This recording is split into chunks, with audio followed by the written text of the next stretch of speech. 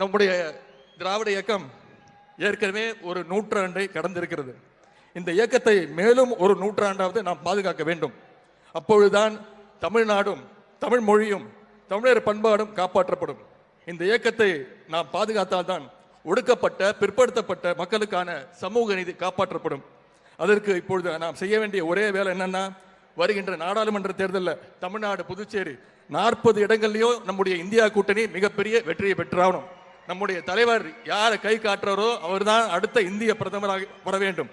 அதற்கு நாம் அனைவரும் உழைக்க வேண்டும். இன்னைக்கு பலர் ஆச்சரியம் பார்க்குறாங்க.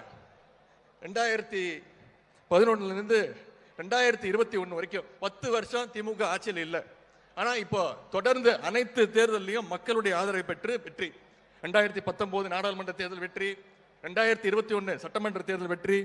எப்படி இந்த வெற்றி, அதற்கு பேர் உள்ளாட்சி தேர்தலில் தொடர்ந்து வெற்றி, எப்படி இந்த வெற்றியை பெற முடிகிறது நம்மால் அப்படின்னு அதிமுக அதிசயமா பார்க்குறாங்க, ஆச்சரியமா பார்க்குறாங்க. அதற்கு ஒரு சின்ன கதையின் மூலம் நான் சொல்ல விரும்புகின்றேன். ஒரு ஊர்ல ஒரு சின்ன பையன் இருந்தான். அவனுக்கு ரன்னிங் ரேஸ் ஓட்டப்பந்தயத்தில் அவனுக்கு ரொம்ப ஆர்வம். அவனோட யாரும் ஓடி அவனை ஜெயிக்கவே முடியாது அப்படின்னு அவனுக்கு ஒரு பெரிய தைரியம். ஒரு தடவை ஊர்ல ஒரு ஓட்டப்பந்தயம் ரன்னிங் ரேஸ் நடந்தது. ஒரு வயதான முதியவர் அந்த போட்டியை பார்த்து உட்கார்ந்துக்கிட்டு இருந்தார். மற்ற எல்லாரையும் விட அந்த சிறுவன் வேகமாக ஓடி ஜெயிச்சிட்டான். எல்லாரும் கைத்தட்டி உற்சாகப்படுத்தினாங்க. ஆனால் அந்த வயதான பெரியவர் மட்டும் கைத்தட்டவே இல்லை. மீண்டும் ஒரு போட்டி நடந்தது. அந்த பையனை விட சற்று வயது அதிகமுள்ள குழந்தைகளோடு சேர்ந்து கலந்து கொண்டு அந்த போட்டியிலும் அந்த சிறுவனே வேகமாக ஓடி திருப்பி ஜெயிச்சிட்டான். ஒட்டுமொத்த ஊருமே கைத்தட்டுச்சு. ஆனால் அந்த வயதான பெரியவர் அப்பவும் கைத்தட்டவே இல்லை. அப்போ அந்த முதியவர்கிட்ட போய் அந்த சின்ன பையன் கேட்குறான், நான் தான் ஒரு வாட்டி ஜெயிச்சிட்டு இருக்கிறேன், எல்லாரும் கைத்தட்டுறாங்க, நீங்கள் மட்டும் ஏன் கைத்தட்ட மாட்டீங்கன்னு அந்த பெரியவர்கிட்ட கேட்குறாரு. அப்போ அந்த பெரியவர் சொல்றாரு, இந்த கிராமத்திலிருந்து வேறு 2 சிறுவர்களோடு உன்னால் ஓடி ஜெயிக்க முடியுமா அப்படின்னு கேட்டார். அதில் ஒரு சிறுவன் சத்தான உணவில்லாமல் வாடுகின்ற ஒரு ஏழை வீட்டு பையன், மற்றொரு சிறுவன் கண்ணொலி இல்லாத ஒரு மாற்றுத்திறனாளி பையன்.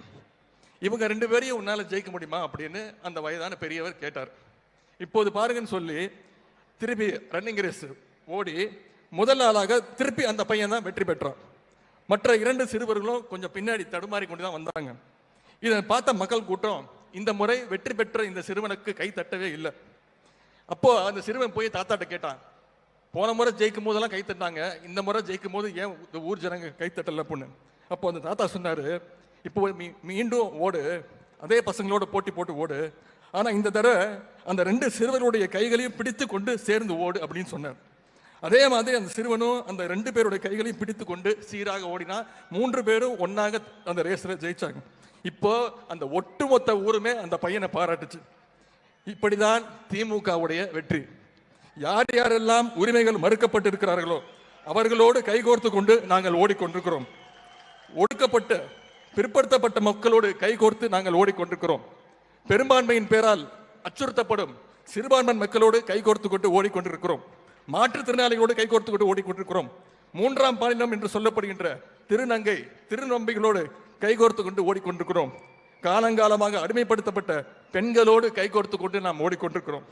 எல்லோரும் சேர்ந்துதான் அந்த வெற்றி கோட்டை தொட வேண்டும் என்று நாங்கள் இருக்கின்றோம். அதனால் திமுகவுடைய தேர்தல் வெற்றியை ஒவ்வொருவரும் தங்களுடைய தமிழ்நாட்டு மக்களுடைய வெற்றியாக மக்கள் கொண்டாடி கொண்டிருக்கிறார்கள். இதே போன்ற ஒரு வெற்றியை தான் திமுக இடம்பெற்றிருக்கக்கூடிய இந்தியா கூட்டணி தமிழ்நாட்டில் வருகின்ற நாடாளுமன்ற தேர்தலில் பெறப்போகின்றது. தமிழ்நாட்டு மட்டுமல்ல, இந்தியா முழுவதும் இந்தியா கூட்டணி தான் மாபெரும் வெற்றி பெற இருக்கின்றது. பாசிஸ்டுகளுடைய காலம் முடிவுக்கு வர இருக்கின்றது. அந்த குறிக்கோளோடு நாம் அனைவரும் நம்முடைய முதலமைச்சருடைய வழிகாட்டின்படி தேர்தல் பணியாற்ற துவங்கி விடுவோம். இந்த மாபெரும் மாநாட்டின் மூலமாக ஒரு முக்கியமான விஷயத்தை சொல்ல இருக்கின்றேன்.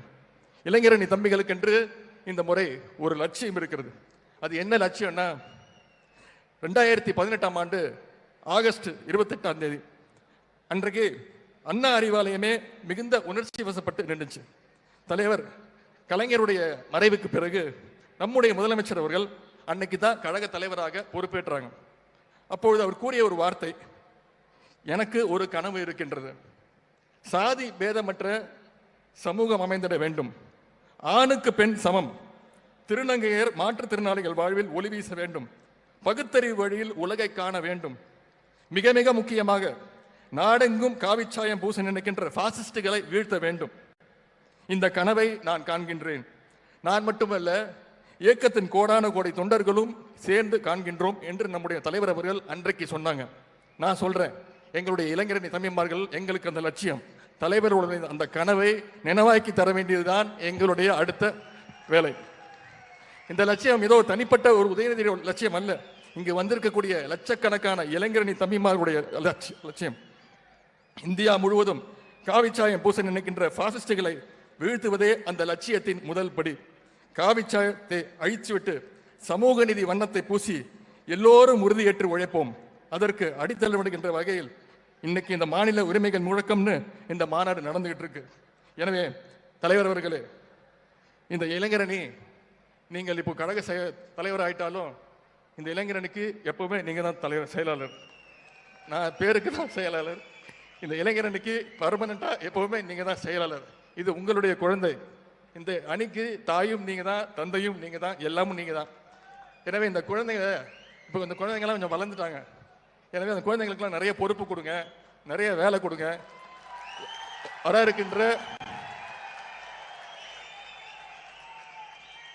இருக்கின்ற நாடாளுமன்ற தேர்தலில் தகுதியான வேட்பாளர்களுக்கு, தகுதியான இளைஞர்களுக்கு போட்டியிடுகின்ற அந்த வாய்ப்பை கொடுங்க.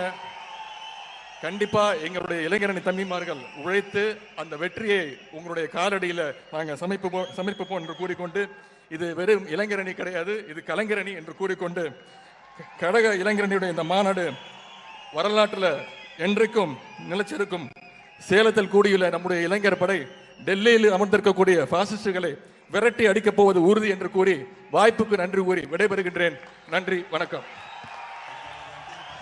பாதகம் செய்பவரை கண்டால் நாம் பயங்கொள்ளலாகாது பாப்பா, மோதி மிதித்து விடு பாப்பா, அவர் முகத்தில் உமிழ்ந்து விடு பாப்பா. அண்மை செய்திகளை உடனுக்குடன் தெரிந்து கொள்ள இணைந்திருங்கள் இயம்நாடு தொலைக்காட்சியுடன்.